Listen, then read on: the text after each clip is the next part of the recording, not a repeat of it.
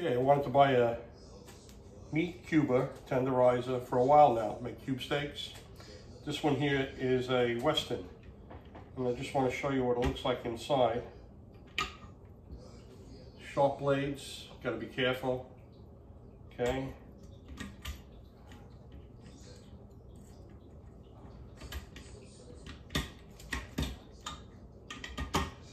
Okay, sharp blades. Got the cover with a drop chute.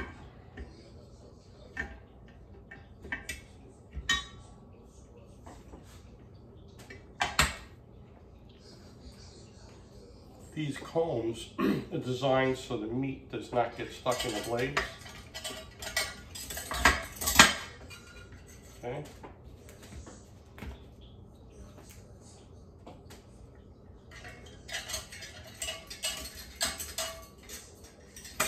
Okay, you can wiggle the handle a little bit so they drop in. Okay.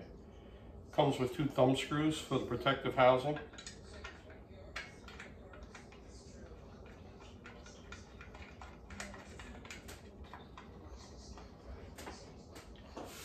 Comes with some clamps to clamp into the table, but on this counter I don't have a big enough overhang, so it might be a little difficult, but it's okay, I'll get through with it. Okay. Comes with a set of tongs. What we're going to be cutting up today is some hindquarter venison roast that I have, because we're going to be making chicken fried steak, venison chicken fried steak later. And so if you want, you can look at my videos, Bare Bow Joe, for the recipe for that.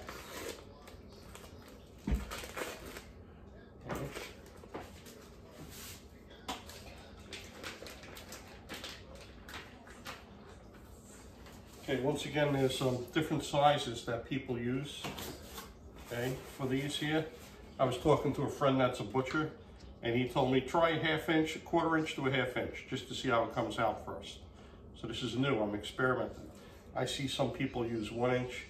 When I fry these up, I like them crispy and not too thick. So let's just try, what I would say is a little more than a 1/4 inch, maybe 3/8. Let's just drop it in. It's the first time I'm ever using it. Oh, look at that, I don't know if you can see that, it comes out really nice. So now you drop it the opposite way.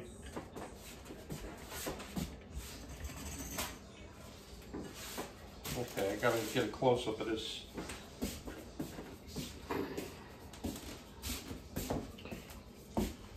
See, this is about a 1/4 inch piece. Look at the cuts, it's gotta be tender. They say you can run it through 2-3 times. I'm probably just gonna run it an extra time, 3 times through. But look, you tell me how that cannot be tender when you cook it. Okay?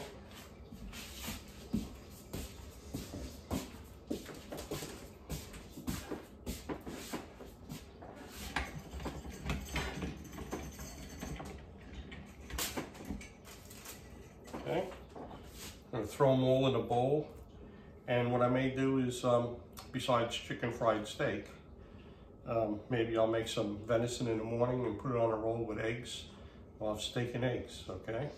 There's a lot of things you could do with this. Okay, a lot of people, some people don't care too much for the hindquarter roast, but there's so much you can do with them. I have a pulled venison, like pulled pork recipe on Bare Bow Joe. That was absolutely amazing. I had that for 3 days with the coleslaw on it. Okay, and then you can cook them roast. It comes out like a roast beef. But my favorite seems to be this chicken fried venison. Okay.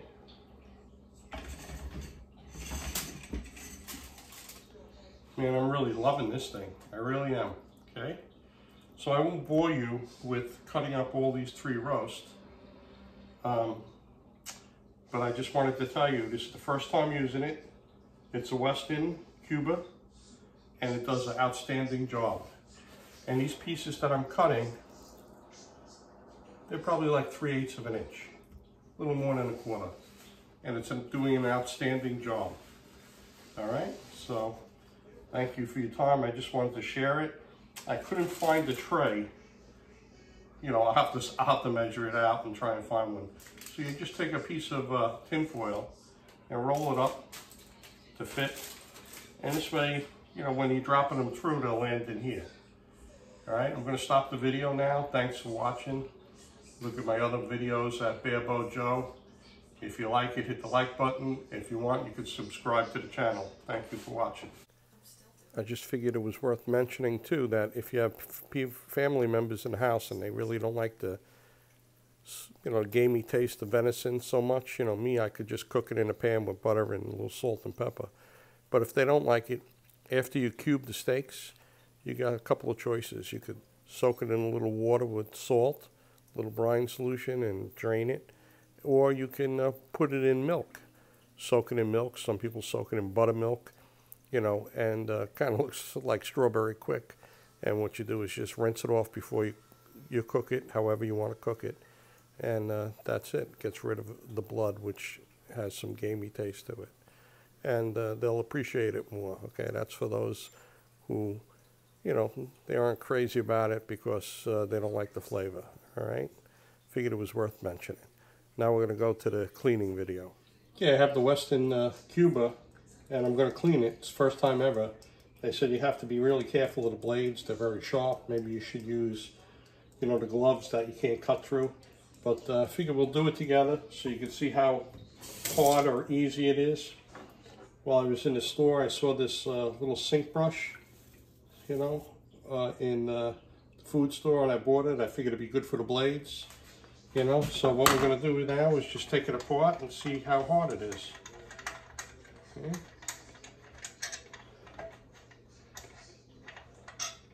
The two screws that hold the cover on the side.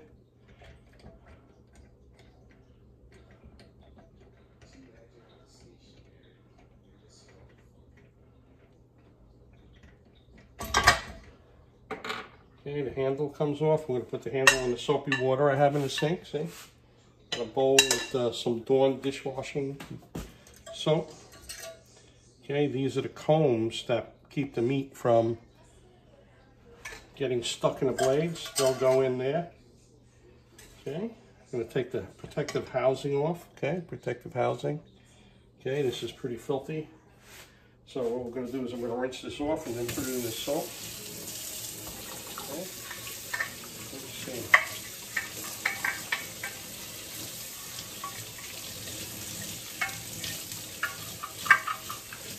Okay, I'm going to use the sprayer.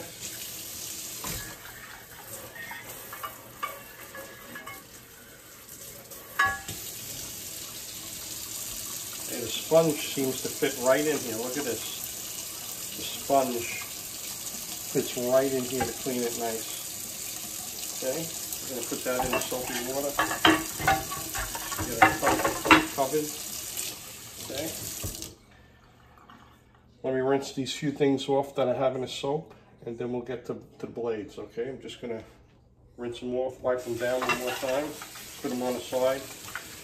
I'll stop the video so you don't have to be bored watching that. Then we'll get to the blades that are the dangerous part, they said. Okay. I washed those few top pieces. They were really easy. And then these cutters come off. And you can see there's meat inside them.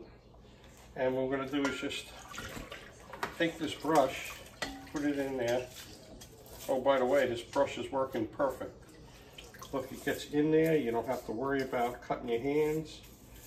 Look at this here, okay? What I'm going to do is spray it first. This is on the meat. I can spray the meat off quick.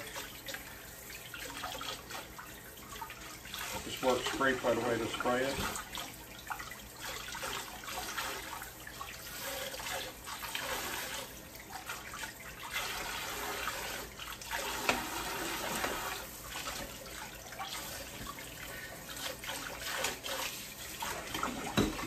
Quick inspection.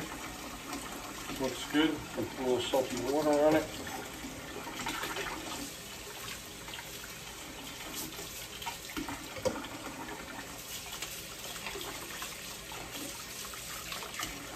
You know, I was hesitant buying this Cuba, saying, oh, I'll just take that stabber and stab the meat. But I gotta be honest with you, because I figured the cleanup would be a pain in the neck. Look, it's done already, you know. It really, it's very quick. Okay, we'll take the next one out. Okay, and plug it in there, shake it around a little bit. The sprayer works good.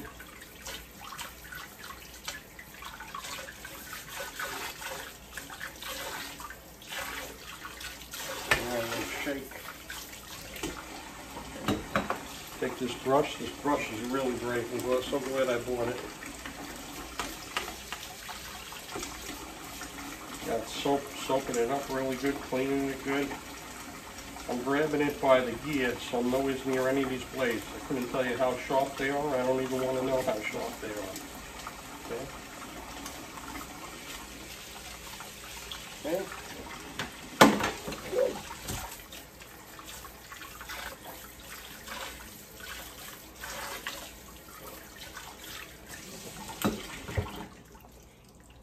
Okay, beautiful.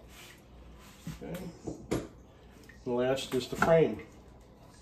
We'll put the frame on the side. Let's spray it a little bit here. You can even dunk it, it fits right in the middle. Dunk it. Take a sponge with a little soapy water.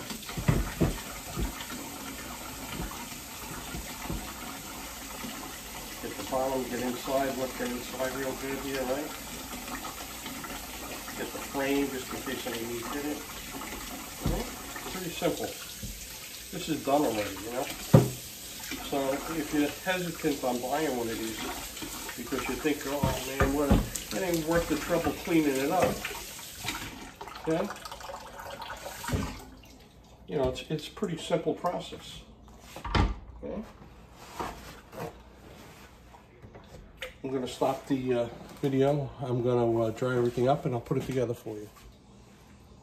Okay, everything's dried, nice and clean. I just want to show you, not that I'm endorsing anything, this just happens to be, I got lucky and I bought this brush, okay, from the supermarket, okay, and a sponge. That's all you need, that brush and a sponge if you happen to see it.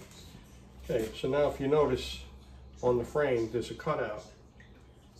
And then there's the axle, okay?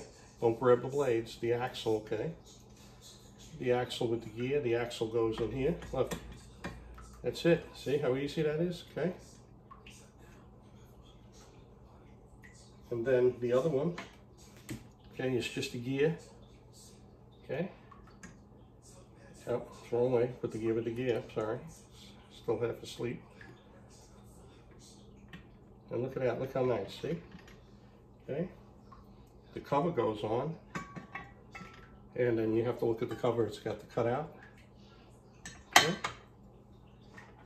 2 thumb screws, which I did rinse off, just so you know. Okay.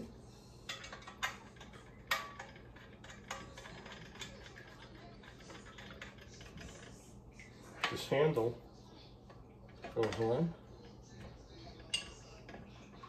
There's a flat spot and a flat spot. So easy.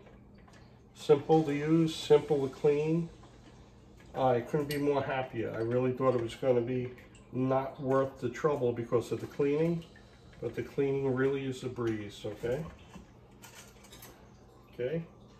These combs are to keep the meat. Let me dry it off a little more. These combs are to keep the meat from catching in the blades. And you just drop them in. You can just wiggle the handle back and forth.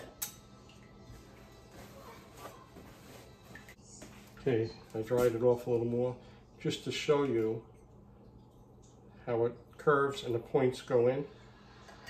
See, the points go in towards the blades. And I just wiggle the handle a little bit. See how it goes? And that's it. Put it away. It's ready for next time. Okay? It's all done nice and clean. Alright? I hope you liked the video. I figured I might as well show you how I clean this thing. We do it together. It's the first time ever. other than rinsing it off because it was new, you know. All right, hope you liked the video.